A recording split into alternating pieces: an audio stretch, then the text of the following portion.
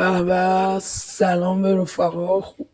خوب هستین؟ اومدیم با یک ویدیو جدید در چنل فرشاد کالاف هستیم. حتما لایک و ساب فراموش نشه، زنگوله رو فعال کنین. همونجور که از روی تاملیل دیدین قرار هالیدی رایگان هالیدی رایگان بهتون نشون بدیم چجوری بگیرین.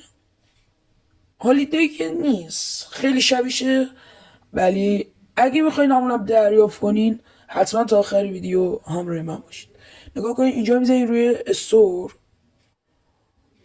آره، با اینا که کاری نداریم، هیچ کدوم از اینا.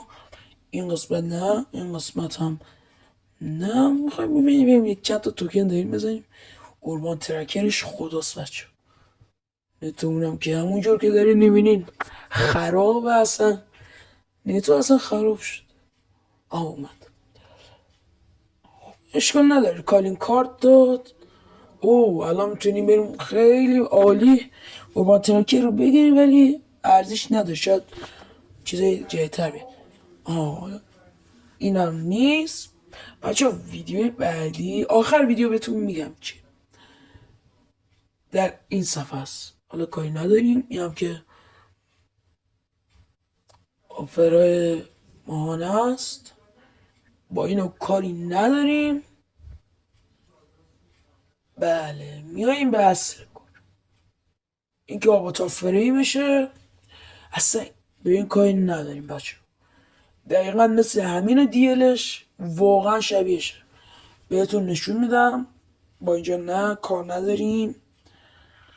نه، با اینجا هم نه، کاری نداریم. جا نه. بله، اینجا کار داریم. وقتی که شما اول میایین باز میکنین، همین اول براتون دیل میاد و میتونین بزنین و بخرینش. واقعا خداست. درسته یکم اتچمنتش بده، ولی ببینین واقعا شبیه هالیدی. بریم بهتون نشون بدم. اینجا دیل کیو نتمون واقعا خرابه. خب همونطور که دارین میبینین این اتچمنتشه، این هم خودشه. واقعا خداست بچه ها. بهتون تضمین میکنم که اینو بذارین. واقعا عالیه. عالی که اتچمنتش واقعا بده، ولی واقعا شکل خوشگلی داره. اگه میخواین بخرینش، اگر هم نمیخواین که برین اینا یه شات ازش بگیرین. واقعا خوشگله، قشنگ هالیده دیگه. اگه بخوای تجسم کنی، اتچمنتش هم یک جوری همون هالیده دیگه. بله. حسین این پیامه رو سانسور کنیم.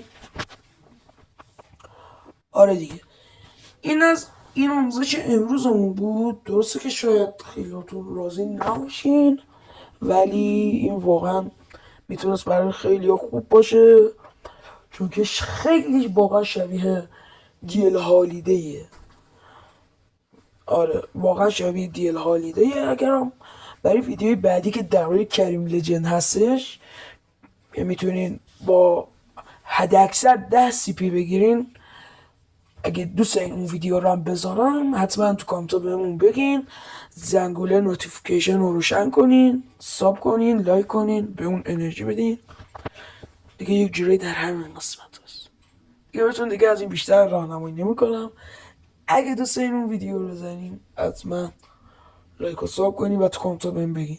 ببینم این دوتا کوپن کارت هم داریم دیگه. بیاین بزنیم این کوپن کارت طلایی ها رو با اوربان ترکر. اونایی که گرفتن تو کامنتا بگن حتما. نداد، اینو میزنم به عشق شما. اینو میزنم به عشق شما. اینم نداده. ایشالله دیگه بقیهش بده که ندارم دیگه. بلش کن. مرسی که تا آخر این ویدیو همراه من بودید. بدرود. خدا نگهدار شما باشه.